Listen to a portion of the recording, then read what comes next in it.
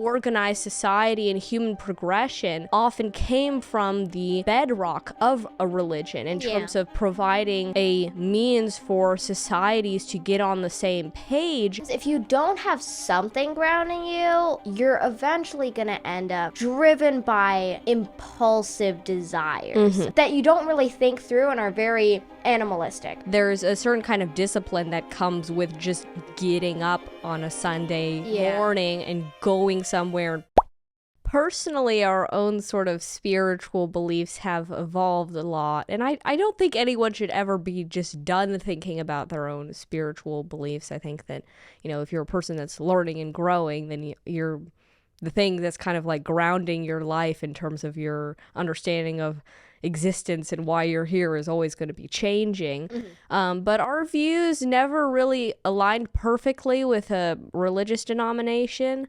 But I think that we've always been very interested in the role that plays and have kind of seen how the secular world seemingly lacked a lot of really important things that we saw coming from just the actions of religious people that, where it's like, it just seems like, if you are thinking a lot more about your values and what you believe, then it seems like that does have a lot of benefits in terms of helping you to just be a better person. Yeah, and it sort of reminds me of the I think it was a quote by the Hound in Game of Thrones. It's like, a man needs a code. Right.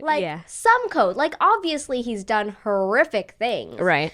But he still has a code. Yeah. And I think that's something that religion does provide very well. Right, yeah. And I think that it's kind of been disappointing for us because I think that, we're very interested in having very, deep conversations about things that are kind of in the vein of existential questions, and I think that it's really important to try to contend with those things. Otherwise, if you that's basically you have to answer the most fundamental question about what you want to do with your life before you can start to make more practical decisions in an intentional way, because if you just kind of are choosing some sort of arbitrary path without really thinking it through, then sure, you can kind of make those decisions, but what's really grounding it? What's really there other than, the sorts of social pressures or things you're subjected to, or the sorts of things that might happen to you, and that's not very meaningful. A lot of the times, if you don't have something grounding you, no matter what you're gonna do, you're eventually gonna end up probably gonna be just driven by impulsive desires of the sort of thing that all animals have that are just food, other things, that are just sort of that you don't really think through and are very animalistic. Yeah, and I think that that's part of what we were seeing in terms of the secular culture, where we're okay, supposedly you can not, in theory, you cannot believe in a particular religion, but still acknowledge that things like loving your neighbor and trying to do good are good things, and maybe you shouldn't, just subject yourself to things where it's in the religious world they may call it sinful things, but it's but it's, I think that we were seeing, I think things like the 7 deadly sins from Christianity, I think, are extremely useful to understand. Well, they're mental models and they're helpful principles that you can still kind of come to from a secular angle, but what was interesting to us is why that's not happening. Because I think definitely, when it comes from what people in the secular world will often, they'll write off religion, say, oh, it's I don't want to, do all these arbitrary things. It just seems kind of random and I don't understand what's going on. And also some things in religions that like that people will believe that we don't necessarily believe. Right, yeah. And so there's definitely that kind of angle of like, oh, but there's all these like arbitrary rules and like I don't understand that. And it's like, okay, but you still want to know what purpose it's serving before you write it off as like, oh, there's no reason for this to exist. It's like, no, there's a reason why it exists, and it might not be perfect in terms of the problem it's trying to solve. But then you want to come up with a better solution, not ignore the problem and pretend it doesn't exist. Because when it comes to why these religions are so prevalent and such a big part of our culture, I think that you can also look at it from an evolutionary standpoint in terms of like cultural evolution, because certain ideas spread and certain ideas don't, and there's a reason for that. And there's a reason why organized society and human progression often came from the bedrock of a religion in terms of providing a means for societies to get on the same page about certain ways of behaving that we deem as good, right? And that's something that is really, really important and something that we're struggling with so much today, because you have all these different conflicting beliefs that are now, you can find any reason for anything to be, the right thing to do on social media and like online. There's a justification for everything in a group of people that are doing what you're doing and think is the best thing ever. And it's harder to stick with a religion if you've got all these other religions and all these other beliefs clashing and like around you. Yeah, well, and that's something that just more generally people are it's like the paradox of choice, where supposedly like you want more choices, you want more optionality, but then the more choices you have, the more you question the choices that you make, because then there's like all these alternatives and then you're never happy with what you decide to do. And that's something that we've also noticed in terms of like the people who are sticking to the more sorts of like traditional religion, in terms of like in the Christian world, you have like on one side in terms of the most like more like modernized and more personalized and like progressive like factions. It's like the righteous gemstones that we were with the mega churches and like more the evangelical like, and we went to one of those churches, and it was like way less packed than like the Catholic churches and the sorts of like more traditional, if you're looking at like Mormon churches and ones that are like they're kind of like still like not really adapting that much, but in a way that is like very, very traditional, that I think kind of we were trying to think about why that's like, the case. Because it's definitely less boring to go to church right. when you've got like we've gone to a lot of these churches, right? Yeah. Out, like the Mormon church and the different know Christian churches and like certain Jewish temples and stuff like that. And we've also engaged with a lot of secular people. But one thing I noticed is that it's a lot less boring when you've got a bunch of music playing. Right. It's a little less, old school than like, just listening to someone read a scripture or listening to someone give a kind of dull right. God. yeah. But I think that there's also a lot there in terms of like there's a certain kind of discipline that comes with just getting up on a Sunday morning and going somewhere and putting on some nice clothes and like showing up on time and doing that sort of like that kind of shows a certain degree of discipline and also a certain investment into things that are so easily forgettable in a world that is so fast paced, where everyone's caught up with what they're doing at work or what's going on with everybody else, and you have all those sorts of things that if you're doing that, you're expressing to yourself an interest to have a deeper understanding of your life and to be able to step away from all of that. And I think that there's also a reason why, certain rules exist in terms of like, whether it's like not eating pork or for the Mormons, it's like not doing any like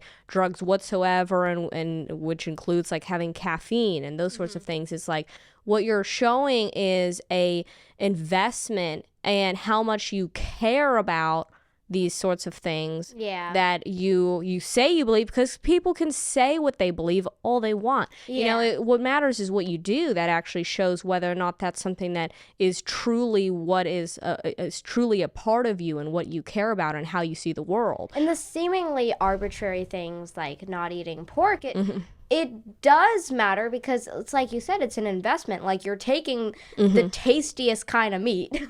Like, who doesn't like bacon? Right. Who wouldn't want to eat bacon? Right. Because it's tasty. Yeah. And you're taking that and you're saying, no, you can't have that. Right.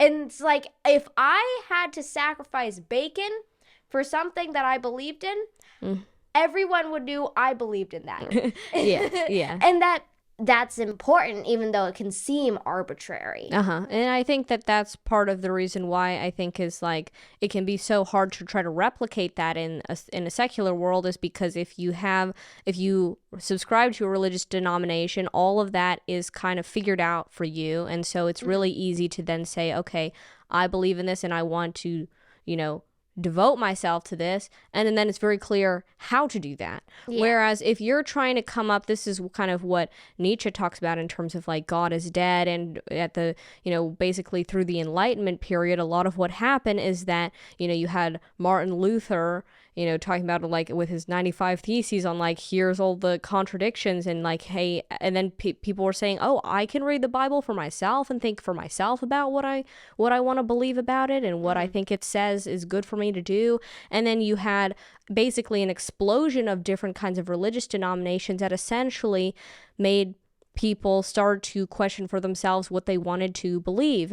And oftentimes what that leads to is less belief, because what you have is that, people know that they're flawed, right? And you know all the mistakes that you made. And so then it's really hard to think, oh, okay, if it's me making those decisions versus somebody else, then it's harder to kind of trust in that and to think, oh, this is the right decision. Unless you completely like derange yourself. Right. Unless you just... I am God. Like, that's where these cults come from. Right. Yeah. I am God. You should all worship me. I know what's right. Yeah. Well, then obviously it's not a good idea to think that you're perfect. Right. Yeah. And so it's like either you think that you're perfect, or you're like, okay, it's hard for me to try to decide these things. Yeah. And then that's part of what I think is lacking in terms of the secular mindset, is that then it can be easier to think, oh, okay, well, I'm not perfect and I can't decide these things, so I'm just going to decide either they're not relevant to me, or I'm just going to kind of, not be very intentional or thoughtful about it, right? And then I think that can be where those sorts of shortcomings happen, is because, there's a certain degree of like, I don't know how to answer these existential questions. And it's like, yeah, like nobody does, because they're questions that don't have a right answer. But at the same time, does that mean we should stop asking them? And I think obviously the answer is no, but I think that unless we have something prompting us, it's not comfortable to engage with those questions. And so I think a lot of the secular culture just avoids that in a way that's really, really harmful, because it's like, if that's why I think a lot of these teenagers rebel too, is if their parents aren't engaging with those questions, and their parents are just seemingly kind of like, are just going about their lives without engaging with those things, when it pops into a kid's head, the question of why am I here? What am I doing? And it seems as though the adults in their lives have no interest in that, when it is the most interesting, relevant, important question, then of course that's going to make that young person think like, what is everybody doing? Like what is going on? Why is this not something that we're wrestling with? And then if you think that you're wrestling with that alone, that can really mess you up. That's a really, really scary thing to be confronted with. Yeah. And also, like, I think another reason why we won't wrestle with it is because, well, it's a terrifying question, and I think it's easier when you've got the busy when you're experiencing the busy day-to-day life of like all those little worries and different things that come up, to just kind of to try and convince yourself and just not pay attention to that question, because it is really scary. Yeah. And but the problem with that is that if you're not engaging with that question and you're not accepting that there are some things you don't know, then you can start convincing yourself, oh, my perception is reality. Yeah. You know, it's just, you know, that's not important. If you're not consistently facing something that it's impossible to know completely, then that's going to be lacking of your perception, and that's really bad. So I think that like one more thing that I think that's really helpful with religion, like obviously we haven't subscribed to a religion, but I think there are things that are really useful, is that, you know, every religion I think has some sort of form of God where they'll call it different things, and it'll mean different things, but I think generally something that's pretty consistent is the omnifinity, the omnipresent, the infinity, the infinity of good, or the infinity of love, or the infinity of knowledge, or something like that. The infinity of knowledge, right? Too. And it's like someone that sees everything and is like way more wise than you on every single level. And that's incredibly humbling. I think that's really important, because they'll say, like, be humble before God. It's like, how about be humble before the fact that you can't answer the question about why you're here, and your perception is not reality. Being humble about the fact that your perception is so limited, and it is infinitely more limited to that, you know, theoretical infinite, you know, level of knowledge, and that you literally cannot see beyond your perception.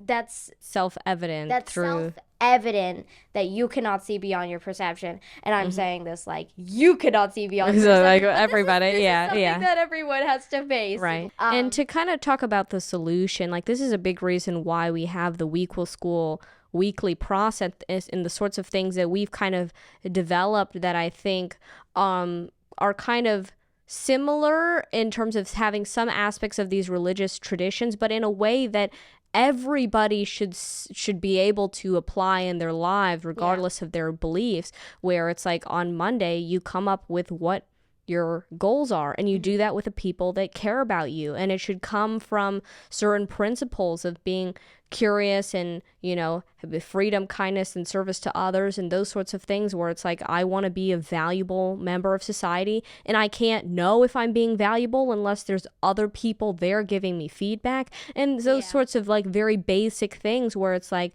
okay, and then I'm going to share that with the people that care about me at the end of the week. And that's just the process of like value creation. Like you don't need to think of it as like, oh, for education this is only for children. If you're thinking about it at a high level, this is something that everyone should be applying. Because it's just the process of thinking, what is my goal today, and looking at it from a high level, and doing that also, if you're doing that also can cause you to consistently try and look beyond your perception. And that's something that everyone needs to do. Yeah, and I think that a lot of what that is in order to answer the question of what do I want to do this week or today, it needs to start from a high-level understanding of where you want to go more broadly. And that's a lot of what we do when students first come in, is like, write an about me project, figure out who you are, you know, and try to think about, you know, what are some things that I believe are good, or that I see in myself in terms of my strengths and the ways in which I can help other people. And then from there, maybe I can try to build an understanding of the sorts of things that I value, and the sorts of things that I might want to do with my life. And, you know, now I'm going to ask a question every single week of what do I actually want to do? And I think that that's what's really missing in the secular culture that we've experienced, is the question of not just like, oh, like, what are we doing today, but how is that grounded in what am I doing with my life? And that sort of answer that can be continuously iterated upon and continuously, you know, reflected upon in a very, very deep and meaningful and serious way. You know, that's one thing that I was thinking about. It's like, you know, you don't see a lot of like humor in religion, and it's like there's like a lot of, I think that that's because it's like you want to have something in your life that it's like, this is really serious, you know, this is what I'm trying to do, and being able to grounding me. And I think to be able to deal with something that is very, very deep and powerful in that way is like yes, you should be doing that. You should be doing that every week. You should be doing that every day, but week is great in terms of providing at least that reminder of like, whatever was like going through my head at that in any individual moment is not that important for me to not have the time for me to think about, why am I here? What am I doing?